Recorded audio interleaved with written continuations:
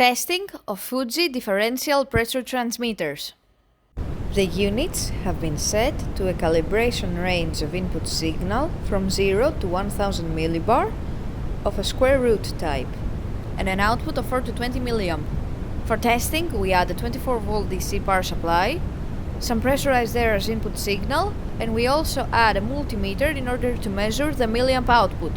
By manipulating the input signal, we see that the unit responds accordingly and outputs the milliamp output signal as seen on the multimeter screen, according to the input signal from 0 to 100 millibar.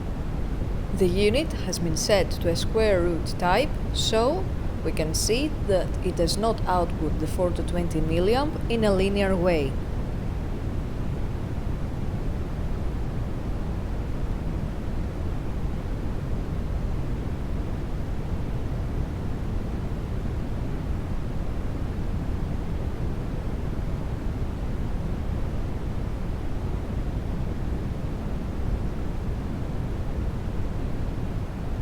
The same process is repeated for the second transmitter.